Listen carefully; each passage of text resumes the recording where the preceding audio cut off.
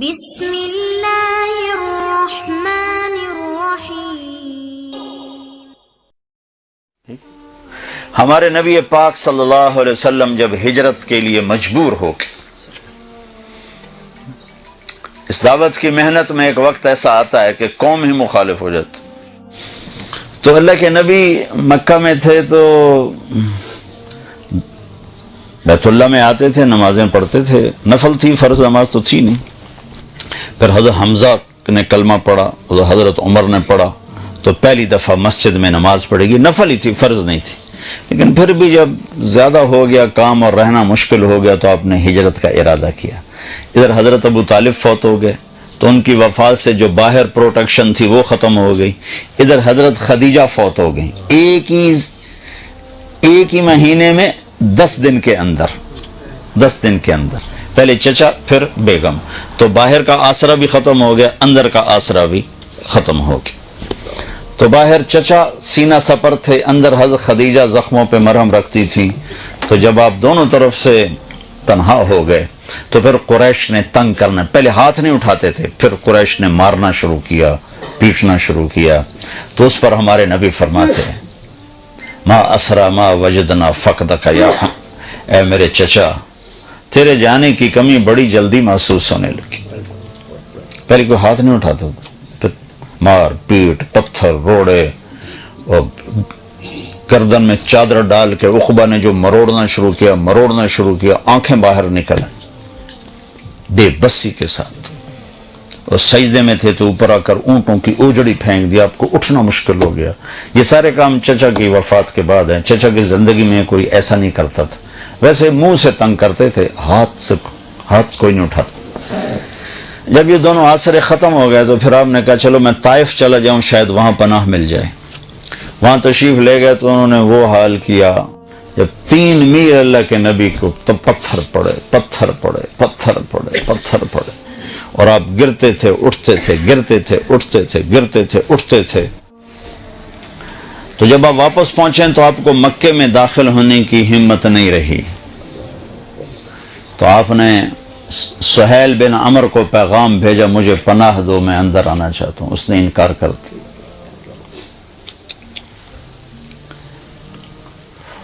پھر آپ نے اخنس بن شریک کو پیغام دیا کہ مجھے پناہ دو، میں اندر آنا چاہتا ہوں۔ اس نے انکار کر دیا، انہوں نے کہا میں نہیں کرتا۔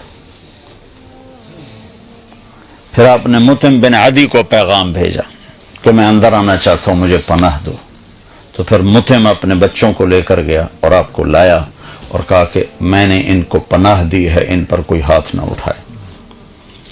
تو حالات ایسے ہو گئے تھے کہ رہنا بڑا مشکل ہو گیا تھا، تو آپ نے پھر حج کے دنوں میں حاجیوں میں گشت کرنے شروع کیے کہ کوئی مجھے ساتھ لے جائے اور میں اللہ کا پیغام پہنچاؤں۔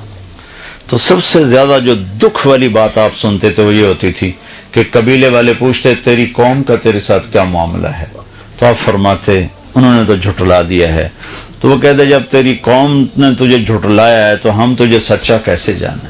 پھر آپ بڑے دکھی دل کے ساتھ واپس آتے تھے۔ ہوئے کیا گزرتی ہوگی اللہ کے نبی کے دل پر، اللہ اکبر، کائنات کی افضل ترین ہستی، وَأَحْسَنَ مِنْكَ لَمْ تَرَ قَطُّ عَيْنِي، یا رسول اللہ آپ جیسا حسین کسی آنکھ نے نہیں دیکھا، نہ میری آنکھ نے دیکھا ہے۔ وَأَجْمَلَ مِنْكَ لَمْ تَلِدِ النِّسَاءُ، آپ جیسے عالی نسب والا یا رسول اللہ کسی ماں نے نہیں جانا۔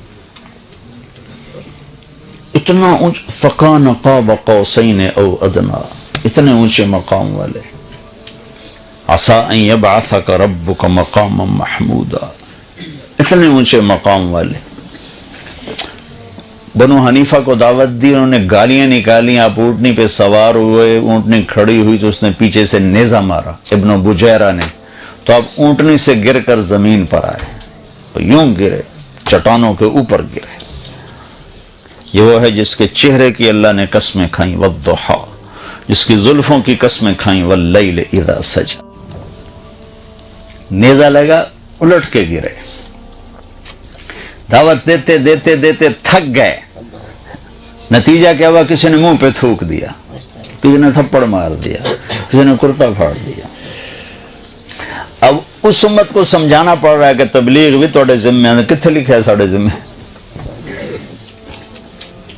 کچھ پڑھو تو پتہ چلے کہ ذمہ ہے.